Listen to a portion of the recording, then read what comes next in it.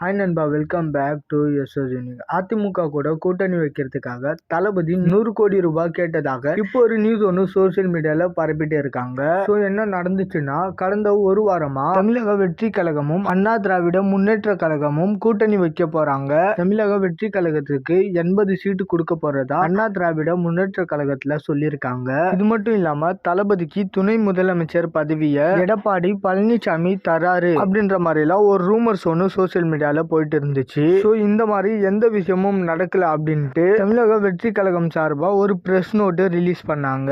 இப்படிப்பட்ட சூழல்ல அண்ணா திராவிட முன்னேற்ற கழகம் முன்னாள் அமைச்சர் திண்டுக்கல் சீனிவாசன் அவர்கள் ஒரு ஃபங்க்ஷன்ல என்ன பேசியிருக்காரு அப்படின்னா, அதிமுக கூட கூட்டணிக்கு வர்றவங்க 20 சீட்டு மட்டும் கேட்கறது இல்லாம 50 கோடி கொடுங்க 100 கோடி கொடுங்கன்னு கேக்குறாங்க.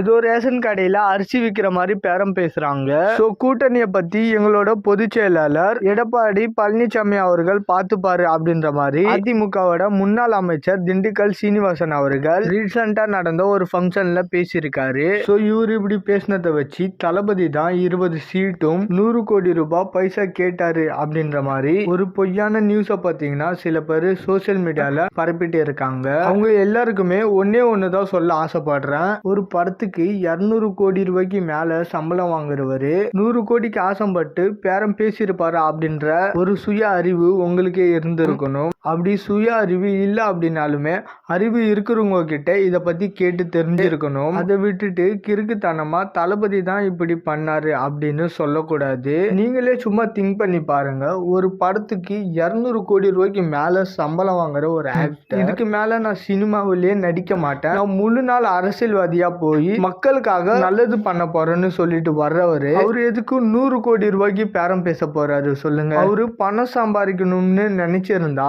அவரு சினிமாவிலேயே இருந்திருப்பாரு, அரசியலுக்கு வந்திருக்க மாட்டாரு. தமிழ்நாட்டு மக்களுக்கு நல்லது செய்யணும் அப்படின்ற ஒரு நல்ல எண்ணத்துல தான் இப்ப அரசியலுக்கு வந்திருக்காரு. சோ அவரை வரவேற்கலன்னா கூட பரவாயில்ல, இப்படி தப்பான ரூமர்ஸ பாத்தீங்கன்னா பரப்பிட்டு இருக்காதீங்க.